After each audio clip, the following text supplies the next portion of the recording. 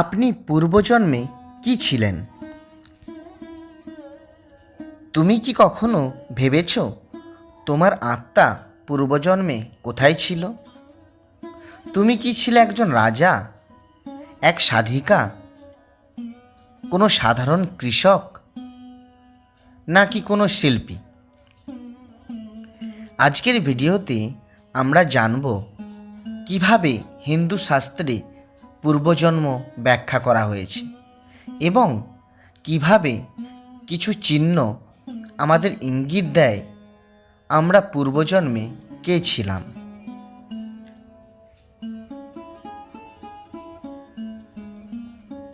হিন্দু ধর্মে বিশ্বাস করা হয় আত্মা অমর, শরীর মরে যায় কিন্তু আত্মা নয়। গীতা বলে, যেমন ব্যক্তি পুরাতন পোশাক ত্যাগ করে নতুন পোশাক গ্রহণ করে, তেমনি আত্মাও এক দেহ ছেড়ে অন্য দেহ ধারণ করে।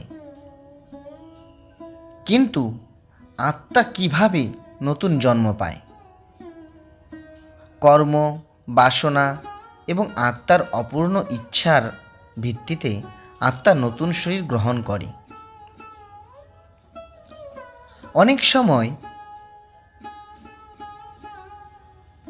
কিছু শিশু জন্ম থেকেই অদ্ভুত স্মৃতি বা গুণ নিয়ে জন্মায়।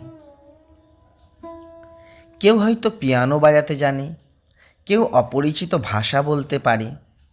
মনোবিজ্ঞানীরাও একে বলে পাস্ট লাইফ মেমোরিজ।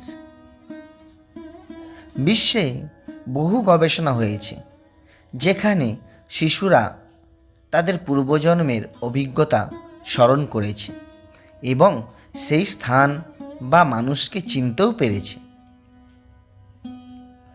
তুমি কি কখনো এমন কোনো স্বপ্ন দেখেছ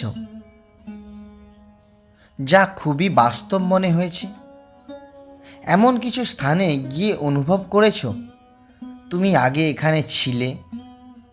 তোমার জীবনের প্রতি আকর্ষণ, কিছু গুণ বা কোনো বিশেষ ভয়, এ সবই পূর্বজন্মের স্মৃতির চিহ্ন হতে পারে। আধ্যাত্মিক গুরুগণ বলেন, ধ্যান এবং আত্মবিশ্লেষণের মাধ্যমে আমরা পূর্বজন্মের কিছু ইঙ্গিত পেতে পারি। পূর্বজন্ম জানতে হলে প্রথমেই নিজেকে জানতে হবে। এর জন্য ধ্যান করো, জিজ্ঞাসা করো নিজের মনের কাছে তোমার ভেতরে কি লুকানো আছে। কিছু বিশেষ আধ্যাত্মিক পদ্ধতি আছে, যেমন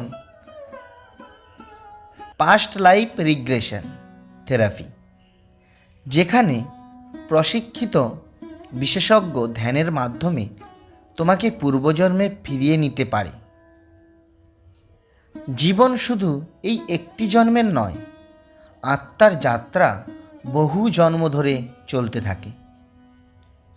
তুমি এখন যে পথেই থাকো না কেন, মনে রেখো তোমার ভেতরে একটি চিরন্তন আত্মা আছে যে বহু যুগ ধরে চলেছে, শিখেছে, ভালোবেসেছে। তাহলে বলো, তুমি পূর্বজন্মে কে ছিলে? কমেন্টে অবশ্যই জানাতে ভুলবেন না।